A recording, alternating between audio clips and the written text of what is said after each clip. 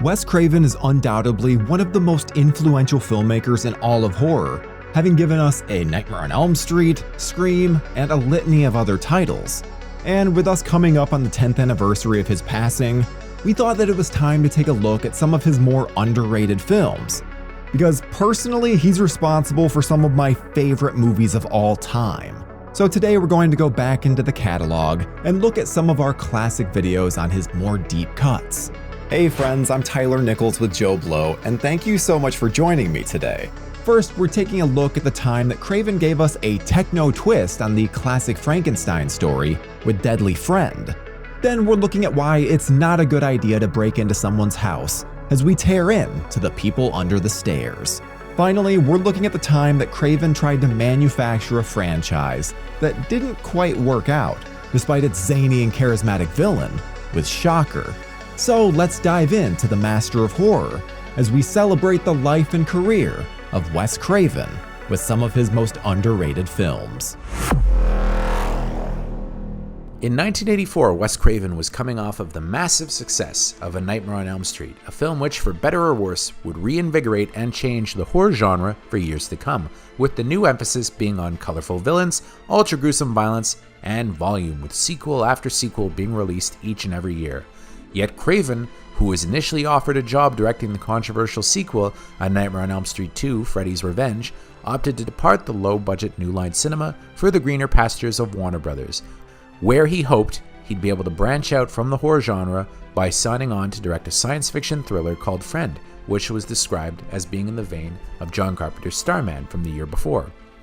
The eventual result was a film that was nothing at all like the gentle tale Craven had been hoping to make, and in many ways, the most controversial entry into his filmography.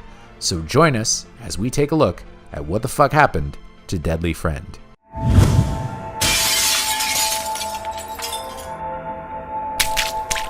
In the early 80s, Wes Craven, despite already being a horror icon for The Last House on the Left and The Hills Have Eyes, found himself attached to a number of very troubled productions. Craven had tried to branch out from horror with his gonzo sci-fi superhero tale Swamp Thing, one of the first movies ever to be based on a DC Comics character, but problems with the company holding the completion bond on the film meant that much of his planned third act was jettisoned, and Craven, thoroughly burnt out by the project, didn't work again for 2 years, saying later that he felt like he'd had his big shot and blown it. This was the nadir of his career, with him opting to shoot a sequel to The Hills Have Eyes because, well, he needed the money. The shoot was a disaster, with the film being forced to shut down 2/3 of the way into production, and the resulting film, if you can call it that, which Craven was somehow enticed to finish, was granted a quick, much-mocked release in theaters, going down in his history as perhaps the only movie in which a dog has flashbacks from the first film in order to allow them to pad the running time. In fact, the only reason The Hills Have Eyes 2 ever came out at all was due to a little movie called A Nightmare on Elm Street. Yes, Wes Craven was at the end of his rope when he hatched the idea for Freddy Krueger, eventually winding up at New Line Cinema, where he was able to piece together enough financing to make it on a threadbare budget. The result, of course, made history, and soon a sequel was planned. However, Craven was less than pleased by the rush job script and opted to walk away, but no matter. Suddenly, he was a hot property. At the same time Craven made A Nightmare on Elm Street, another horror master, John Carpenter, branched out in a big way with the sci-fi romance Starman, which earned him some of the best reviews of his career and a Best Actor nomination for star Jeff Bridges. Clearly, this was Craven's moment, so it was off to Warner Brothers, one of the most legendary studios in town, to make a film of the novel Friend by Diana Henstill. This movie, hopefully, would be his Starman. While still somewhat in the horror genre, the finished screenplay was written by Bruce Joel Rubin, who previously written the seemingly cursed Brainstorm, also the spec script Jacob's Ladder, which would be made into a movie in the 90s by Adrian Lyne, and would go on to pen the mega hit Ghost. Now, the film wasn't intended to be a teen slasher. Rather, the idea was to make it a dark romance. Now, Deadly Friend received an excellent post-mortem report several years ago by writer Joseph Madry, writing for Daily Dead, who was able to talk to many of the principals involved, including Rubin, who provided him with several versions of the screenplay, as well as the source novel, which is centered around a 13-year-old boy who's built a robot named Piggy to help him deal with the stress of his parents' divorce, and falls in love with his 11-year-old neighbor, Samantha, who's tragically killed by her drunken father. To save her, he transplants his robot's brain into his newly dead neighbor, reviving her, but all is not well, and the novel ends tragically with both protagonists dying. Craven and Rubin did what was only logical at the time. They made the protagonists teens, and not only teens, sexy teens. This was also the era of, Rocky IV and Space Camp. Every movie had a robot, so the robot in this film suddenly became a lot more central to the plot. But still, no one wanted to make it a horror movie. At first, Craven himself explained his attraction to the project by saying, "The scares don't come from her," meaning Samantha, "but from the ordinary people who are actually much more frightening. A father who beats his child is a terrifying figure. That's the one person you're afraid of in this movie. The idea is along the lines that adults can be horrible without being outside what society says is acceptable." To play the lead, Craven cast Matthew Liberto, who was already somewhat famous at the time for having played Albert Ingalls on the long-running Little House on the Prairie. Now, younger viewers may just think to themselves, okay, he was a child star, so what? But they likely don't understand just how omnipresent Little House on the Prairie was to those of us growing up in the 80s. It was everywhere, and Liberto was very recognizable in the part. He said on record that Craven had assured him earlier on that for his big first studio film, he had no interest in making a horror movie, but instead it would be a nice little love story. By contrast, Kristy Swanson was a fresh face. When Deadly Friend came out, she would have been most recognizable for playing the teen daughter on the popular Disney TV movie Mr. Boogedy, while on the big screen she's the dream girl who the rejected Ducky consoles himself with at the end of Pretty in Pink. After this, she would go on to be the girl who offers Kirk Cameron cocaine in Growing Pains, a very special episode. Trivia, she was dating his father on the show, Alan Thicke, at the time. Deadly Friend would be her first starring role. Swanson, of course, would go on to become famous for playing the big screen version of Buffy the Vampire Slayer, and she had high praise for Craven. Now, if the movie is supposed to be in the vein of Starman, why would there be a scene where the old lady from the Goonies and Throw Mama from the Train gets her head splattered open by a basketball? Here's where things get interesting. With 1 week left to shoot, Wes Craven suddenly started to doubt himself. It had not been an easy time in his personal life. I'll tell you what happened in the year of making Deadly Friend. I discovered, to put it discreetly, that my marriage was no longer anything but a sham. I was supposed to be directing next Beetlejuice, and about 2 months into preparation for that, I was yanked from it. I was supposed to direct Superman 4. I had an interview with Christopher Reeves, and he said, Wes Craven will never direct my film. I was being sued for about $30 million by somebody who thought that I had copied a script that was so different from Nightmare on Elm Street that you can't believe, but I was being sued, and I was not, at that time, covered by the errors in emission policy, and New Line was letting me float and dangle in the wind. All of that was going on at the time. At the same time, A Nightmare on Elm Street had proven to be a smashing success, and the studio urged Craven to add a little gore to the film to liven things up. He obliged, adding a gory dream sequence, which would prove to ultimately be the film's undoing. As Craven explained, in the last weeks of shooting, I made one little nightmare scene and put it into the film.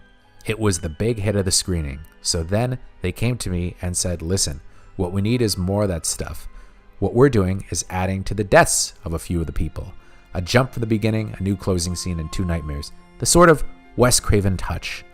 And indeed, the film was tested for an audience of teens who soundly rejected the tame film Craven had made, and this is when studio head Mark Kenton demanded Craven and the writer come up with 6 gruesome death scenes to add to the film, necessitating a major overhaul that, in effect, changed the film's genre, turning it into a much more routine slasher.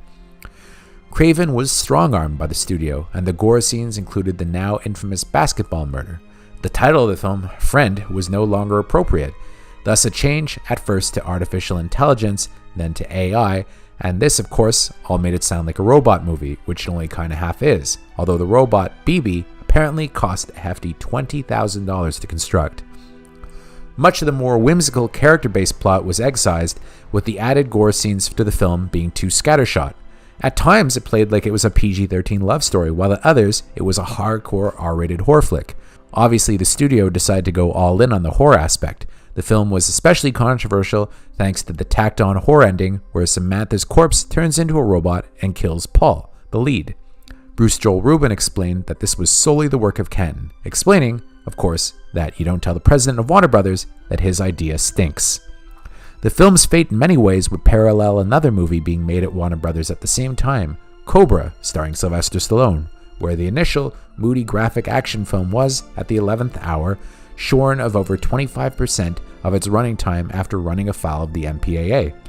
Deadly Friend would get an R rating, but the graphic scenes that the studio insisted on led to a logjam with the film's release, with it being resubmitted to the ratings board 13 times. The final edit was mostly the work of a studio fix-it man named Michael Elliott, who would later go on to do similar overhauls on R-rated action flicks like Showdown in Little Tokyo and Out for Justice. In the end, it was all for nothing, as the film wound up being a disaster, grossing only $8.9 million at the box office, although like many films of the era, on VHS, it went on to become something of a cult hit. Craven himself didn't mince words on the film's ultimate fate. It was also my first big studio film, and there was about 20 producers on it, and they all had different opinions, so it was like, I'm amazed that anything came out of that film is watchable whatsoever. Indeed, the failure stung enough that Craven returned to the fold at New Line for Nightmare on Elm Street 3, The Dream Warriors, hatching the premise of the sequel and writing a script that eventually would be heavily rewritten due to it being just too ambitious for the scope and expensive. Craven would suffer through more flops in the 80s, with The Serpent and the Rainbow, Shocker, and The People Under the Stairs, all of which would later go on to become appreciated as the good films they are and achieve cult status, all flopping pretty much at the box office. He would eventually find his way back to the Nightmare on Elm Street franchise with Wes Craven's New Nightmare, which was a dazzling satire of Hollywood horror that put the franchise through a postmodern spin and would in many ways play out like training ground for what was to become the rapidly popular Scream franchise. Eventually, his dream of directing a non-genre film would be achieved when he did the Meryl Streep vehicle Music of My Heart.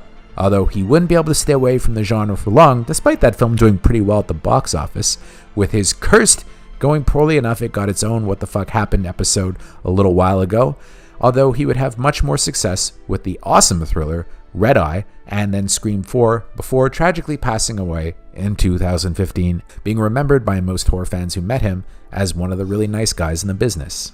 The writer, Bruce Joel Rubin, would go on to a widely successful Hollywood career, becoming famous for writing the tearjerkers Ghost and My Life, starring Michael Keaton and Nicole Kidman, a film that's so sad it could make a stone cry, and The Time Traveler's Wife. He'd mostly stay away from genre, with the notable exception of Jacob's Ladder, the very same spec script that initially got him noticed for work on Brainstorm and Deadly Friend. That film, which was directed by Adrian Lyne, would suffer a similar fate to Deadly Friend, being mired in post-production hell. Despite the finished project suffering mightily from studio meddling, Rubin has always said that he has mostly fond memories of working on Deadly Friend, with him mentioning that Swanson was very kind to his young child who had a big crush on her, while he'd also say Craven was exceedingly kind to work with, even going so far as to say that his time working with Craven was the happiest of his career, even if the finished project amounted to very little. The film itself would eventually become something of a cult item, being discovered on VHS, cable, and DVD, and there's even been talk of remaking it. However, what Wes Craven's fans really want is a reconstruction of the original version that was test screened before the various reshoots, although it's unknown whether any of that footage actually survives in the Warner Brothers vault.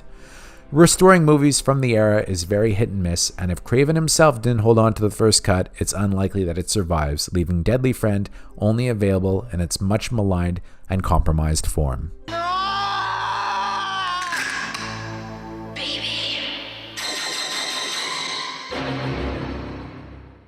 On this episode of Best Horror Movie You Never Saw, we take a look back at the politically charged 1981 horror comedy satire The People Under the Stairs, written and directed by the master of horror himself, Wes Craven. The film is about a 13-year-old black boy nicknamed Fool, played by Brandon Quinton Adams from The Sandlot and The Mighty Ducks, who lives in a rundown apartment complex in an even more rundown neighborhood, whose mother is sick and whose older sister is busy raising kids. Not only that, but the evil landlords, the Robinsons, known only as Man and Woman in the credits, and played with creepy plastic perfection by Everett McGill and Wendy Robbie, who had previously played a married couple in the cult David Lynch TV show Twin Peaks, are forcing his family out with nowhere else to go due to some late rent fees. And the fact that the landlords want all the tenants out of their shitty properties that they purposely don't put money into.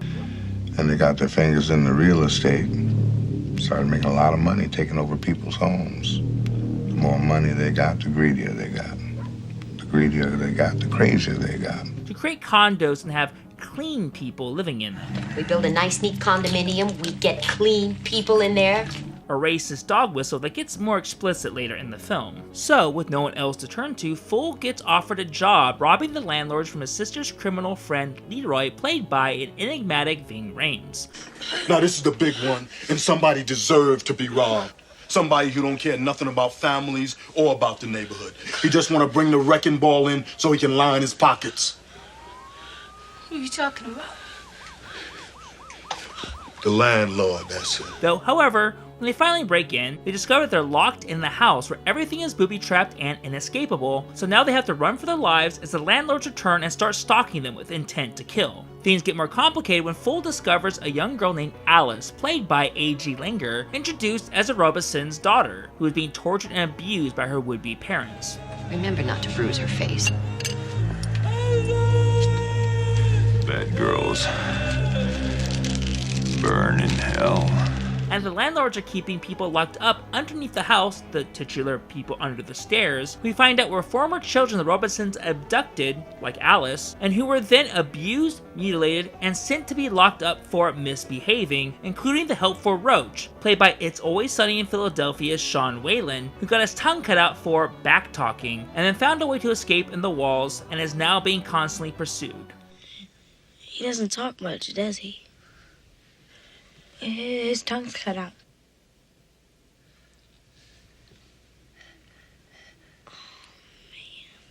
Finally, it then becomes a race against time as Fool has to now escape the house while also finding a way to save Alice, save the people under the stairs.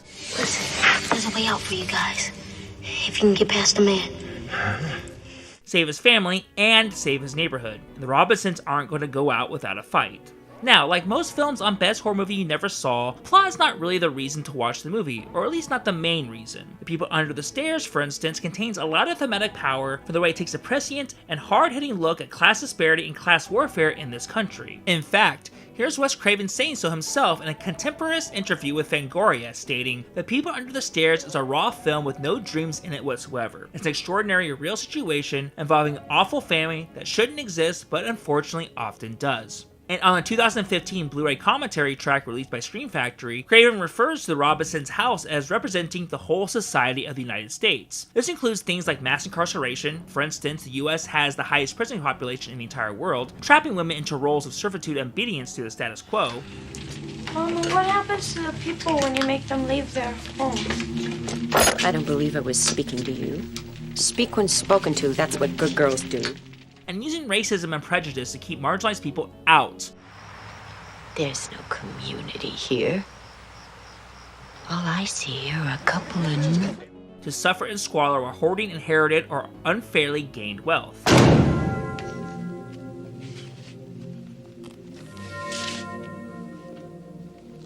No wonder there's no money in the ghetto. Basically, this film is an obvious, if over-the-top and absurd, satire of Reaganite conservatism that was pervasive throughout the culture at the time the film was made. This includes things such as the hairdo actor Everett McGill Sports being a spitting image of Ronald Reagan's overly slick and gelled mane, as well as giving a woman, played by Wendy Robbie, Nancy Reagan's famous nickname, Mother. It even tackles the issues of gentrification that have deep roots in racism and classism. Fine print in the lease says you gotta pay triple else get out. Well, your mama and Ruby ain't got triple. Well, don't the landlord know that Mama's sick or Ruby got babies? Yeah, sure, he knows. He don't care. He wants to tear down the building, you're the last family in it. The film also doesn't shy away from showing how the police will not help the marginalized and underclass, such as the scene where a fool calls the police on the Robesons, and the film reveals the police have more incentive to protect the well-being of the wealthy elite and, more importantly, their property, rather than the livelihood of the aforementioned marginalized and underclass, which is constantly horrifyingly being seen in the news lately. Essentially, the Robesons are shielded from prosecution because of their wealth, privilege, and the cooperation of the police state. It's as if we're the prisoners and the criminals roam free. I know what you mean. I'd advise you to stay inside, keep your doors locked for a while. So the only way to actually defeat them is when everyone gains class solidarity. What are you gonna do? Furthermore, those who don't work together get killed and they selfishly look out only for themselves, such as Ving Rhames' Leroy getting killed after refusing to let Fool hide safely in the closet with him. No room. Baño. So thus, it's only when the marginalized and put upon come together to help each other out, The way Roach risked his life to save Fool, or Fool risking his life to save Alice, or even the entire community risking their lives to band together and protest. Basically, in the end, the working class has to stand together in solidarity, away from the mechanisms of the oppressive state to accomplish anything. In the words of civil rights activist Audre Lorde, the master's tools will never dismantle the master's house, meaning, as Craven's film points out, the apparatus of the state, the legal hoarding of wealth and property, and the cooperation of the police will not save communities from corruption and greed of the parasitic capitalistic economic system. You let them roll through your fingers. I've done it myself 1,000 times. And I'll do it again. And that they must band together to blow up and change the violent status quo, as they successfully do at the end of the film. Now, Wes Craven himself has talked about the issues of capitalistic greed and consumption of modern America before. In one biting interview, he stated, "You always feel that anything can happen at any time. That's true for all of us. Look what happened to the American middle class. They had pensions up the wazoo that just vanished. The way humans deal with the horrific is to put it in a narrative and cloak it in character." In fact, Craven never shied away from the politics of his work, stating in an earlier interview that the basis of most of my films is essentially true life. The kind of peak pictures that I've made are very much my reading of the current psychological social situation I perceived in the world, to a kind of B-movie genre format, but making it as deep as I could. And in another later interview, he elaborated by saying, "I think of horror movies as disturbed dreams of a society. But even besides the thematic power of the film, it can't be understated how fun it is, despite its sometimes gruesome subject matter. As Everett McGill and Wendy Robbie are a blast as the bizarro Reagan villains of the film, camping it up but never losing their sense of danger or edge. And Brandon Quinton Adams gives a great performance as the lead, as he shows off the innocence, the resourcefulness, and ultimately the heroic maturity of the character of Fool, as well as never missing a beat on any part of his arc's journey.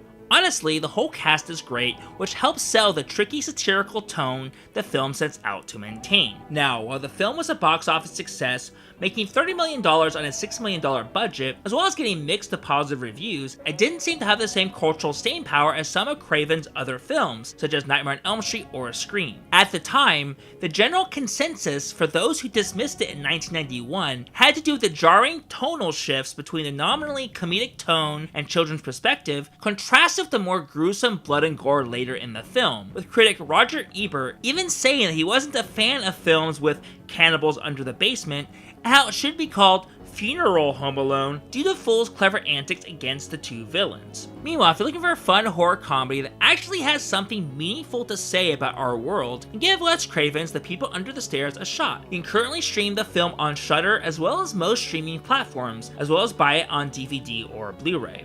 Wes Craven gave the horror genre one of its greatest icons when he introduced Freddy Krueger in 1984's A Nightmare on Elm Street, but he had very little to do with what happened to Freddy after that.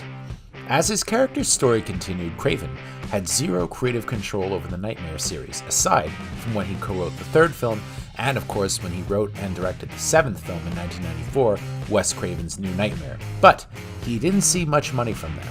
As he told Fangoria, creating Freddy gave him great credibility, but not a great payday. Enter Alive Films, the brainchild of legendary rock manager Shep Gordon, Alice Cooper's famous manager who was immortalized in the Mike Myers documentary Supermensch. The company, which had a distribution deal with Universal Pictures, was keen to churn out a series of low-cost horror films with the added benefit that the horror directors they signed would have creative control. John Carpenter made 2 films for them, They Live and Prince of Darkness, so that explains the Alice Cooper cameo in the later. Alive approached Craven with the idea being that he would create a new horror franchise that he would have creative control over and a financial stake in. Needless to say, he jumped at the chance. Alive gave him complete creative freedom, and he gave them Shocker, mixing ideas from some of his previous films, like A Nightmare on Elm Street, The Last House on the Left, and elements inspired by the likes of movies that he didn't direct, The Hidden and The Thing, along with the desire to examine television's place in the heart of modern culture, this being 1989, by creating a character who can travel through TV land. Shocker was supposed to give us a new genre icon, jumpstart a franchise, and earn Craven stacks of cash. Instead, it had a mediocre run at the box office and never received a follow-up of any kind. So, what the fuck happened to this horror movie?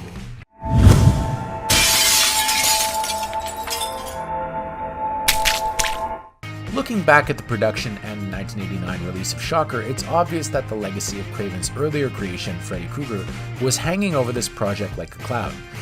It's almost like the movie was made as a challenge to Freddy. Set reports and interviews conducted at the time were packed with references to the character. For example, one article said Craven was aiming to build a better Freddy. And in the making of featurette, Craven straight out said the villain in this film was designed to retire Freddy, and was much more exciting than Freddy. The concept originated as a TV series idea that Craven had pitched to Fox, and the title of the series he wanted to make was The Dreamstalker, which is how Freddy is often described. The Dreamstalker would have been a fitting title for the film up to this point. The story is set in Maryville, which Craven intended to be his home state of Ohio, but it was filmed in the Los Angeles area and never feels like anywhere other than LA. Even though the production went through the trouble of putting Ohio license plates on all the vehicles, they didn't bother hiding the palm trees in the background with some of the locations. When the film begins, Maryville residents are living in terror because their city has been the site of a 9-month killing spree carried out by the family slasher, a maniac who has battered his way through locked doors to slaughter entire families, claiming nearly 30 victims. Police are baffled, and the crime might have never been solved if it wasn't for local college football player Jonathan Parker, who develops a psychic connection to the family slasher. Through his nightmares, Jonathan is able to witness these crimes before they even happen. The images he sees eventually allow him to deduce that the family slasher is TV repairman Horace Pinker. Using his dreams as a guide, Jonathan helps the police apprehend the killer. Now, musician Mick Fleetwood of Fleetwood Mac recently had taken on an acting role in the Arnold Schwarzenegger movie The Running Man, and he auditioned to play Pinker, but the character, who was supposed to replace Freddy in our hearts and mind, didn't end up going to Mick Fleetwood. Instead, the character ended up being played by Mitch Pileggi. Pileggi would of course go on to play Walter Skinner on nearly 100 episodes of The X-Files, but at the time he was an unknown, and he turned out to be the perfect choice. He really shines in the scenes he has in the first 45 minutes. Now, no explanation is given for Pinker's madness. No mythology is built up around him. The guy is just a violent, sleazy scumbag. It's not hard to imagine him plotting to commit the sex crime of the century with Krug and the gang from Last House on the Left. We never find out why he decided to wipe out entire families, but we do learn that he had a family of his own once that he beat relentlessly. Until the day his 7-year-old son shot him in the knee, giving him a permanent limp, he terrorized him. Pileggi turns in an incredible, intimidating, unnerving performance as Pinker in those first 45 minutes. Then Shocker earns his title by executing Pinker in the electric chair and turning him into a supernatural/electrical force that can travel through bodies and appliances. From then on, he's kind of a joke. The character turns into a quick machine for the second half of the film. His offer to take Jonathan on a joyride in his Volkswagen is one of the all-time worst groan-inducing one-liners. He was scary when he was flesh and blood, but when he gains supernatural abilities, he does things like transform into a vibromatic recliner and chant, "I think I can," while elongating his fingers and fingernails so that he can plug himself into an outlet. It's unfortunate. It took Freddy a few sequels to become overly comedic, but Pinker gets there all within his first movie. Between Pinker's execution and the point in the film where he starts jumping between TV channels, he possesses the bodies of several people, giving some other actors a chance to play the character. Vincent Guastafaro of Jason Lives, Michael Murphy, Alice Cooper's guitarist Kane Roberts, Jan Peters, Dendry Taylor, Sam Scarborough, and even Craven's son, Jonathan, all get on the act. But the standout of the bunch is Lindsay Parker, who was 9 years old when the film was released, as a little girl who develops a nasty disposition and a foul mouth when Pinker briefly takes control of her. One thing that becomes quite obvious when Pinker is possessing people who have guns is that the guy is a lousy shot. It's no wonder he chose to use a knife when he was committing his family slasher murders. Once again, it's up to Jonathan Parker to stop Pinker, and along the way he finds out that he has the psychic connection to the killer because he is Pinker's long-lost son, the same kid who shot him in the knee. Jonathan is played by Peter Berg, who doesn't look anything like Mitch Pileggi. These days, of course, Berg is primarily known as a director, with his credits including Friday Night Lights, Hancock, Battleship, Lone Survivor, and the recent Spencer Confidential. And I have to say, he's a solid actor as well, and was kind of a matinee idol at these times. A hip, young, up-and-coming actor. He made his character a likable person and is capable of bringing some impressive intensity to some of his scenes. Jonathan is easy to root for as he dedicates himself to taking Pinker down, whether he's a slasher or an electric ghost, and lucky for him, his girlfriend Allison is so special that she's even able to give him assistance from beyond the grave after Pinker kills her. It could be one of the reasons why Shocker didn't catch on with a larger audience, because a slasher that doesn't follow a standard formula and doesn't feature much in the way of usual slasher movie cliches is a tough slasher for audiences to root for. The biggest cliche here is the presence of a wisecracking killer. Beyond that, there are no instances of sex equaling death, there isn't even any gratuitous nudity, not even when Allison is seen taking her bath, and it kills off the character that you expect to be the final girl, with Peter Berg instead being kind of the final boy. Allison is the lead female, even though she also claims to have a chaste relationship with her boyfriend, which doesn't seem likely given that he's a dreamy college athlete who rents his own place and they've been dating on and off for a year. She still gets killed by Pinker about 25 minutes in. Allison was played by Kenny Cooper, and Craven and Cooper were clearly endeavoring to give the character an ethereal quality during her early scenes. Mainly, they tried to do this by having her whisper nearly every line she says. Even when she talks on the phone, she whispers. It's kind of irritating. Allison is one of several people killed by Pinker over the course of the film, but this also happens to be a slasher movie that doesn't revel in the kills. Now this is a bit of a problem. I mean, who likes their filth this clean? The Shocker doesn't even use his ability to manipulate electricity to kill many people. Most of the deaths are bloody slashings. We usually just see the aftermaths. That's partially due to the way the death scenes were shot in the first place, but Craven also had trouble securing an R rating from the MPAA on this one, and some gore effects had to be removed. All in all, the MPA demanded that 13 changes be made throughout the film so that they would give Craven the R, and it's all rather tame. Craven seemed to be having a great time during the production of the movie, especially since he was working with his largest budget to date, but there were some bumps in the road during post-production. The trouble with the MPAA was one bump, and another came when the cheaper method they were planning to use for the film's special effects fell through and they had to spend 3 times as much as they intended on special effects that had to be thrown together in just 2 weeks. Craven was never happy with how those effects turned out, and in the days when he was producing remakes of The Hills Have Eyes and The Last House on the Left, he was also talking about remaking Shocker, mainly just to have the chance to tell the story with better effects. But even though the effects in the film look silly at times, they're still fitting for the mind-boggling scenes they're featured in. Craven was also uncertain about the rock soundtrack, which was a sign of the involvement of executive producer Shep Gordon of the live films, who of course managed Alice Cooper.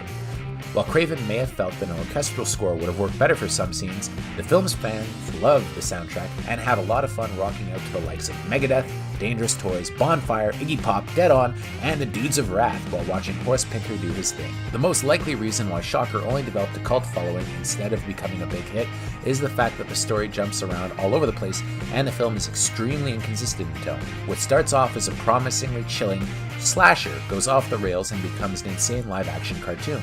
Those first 45 minutes are very dark, and yet a goofy-looking strangled corpse scene early on serves as a warning sign for the silliness that lies ahead. A villain who starts off frightening and repulsive ends up chasing the hero through an episode of Leave It to Beaver. On the audio commentary, Craven admits that he was seeing the world in a different way when he was making this movie because he was going through a rough divorce and it gave him a dark sense of humor. At one point, he wonders aloud if he made it too whimsical. Possibly. Shocker reached theater screens on October 27, 1989, just in time for Halloween, and just 2 months after the release of the latest Nightmare on Elm Street movie that Craven had nothing to do with, The Dream Child.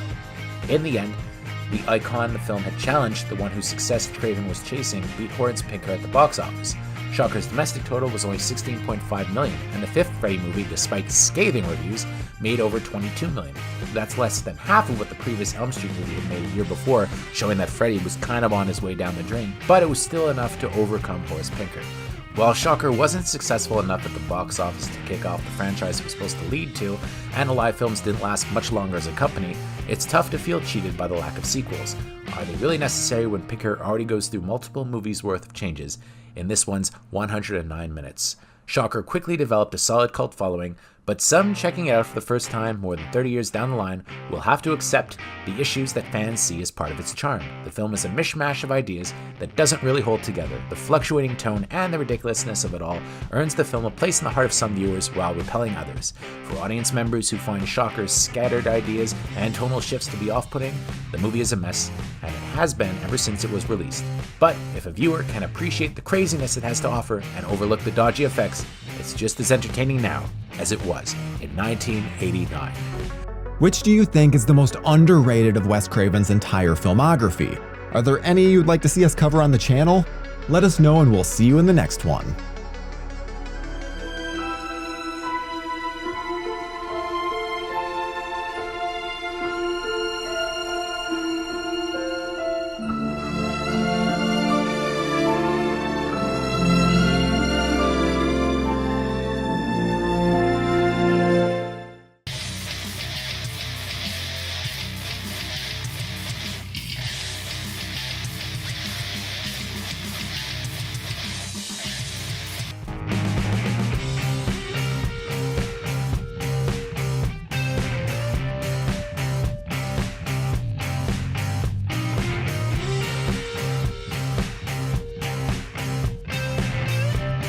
Thank you for clicking on our video, everybody. If you like what you saw here, please make sure you like the video and subscribe and share with your friends who like this sort of content. JoBlo was created by movie fans for movie fans, and we appreciate your support.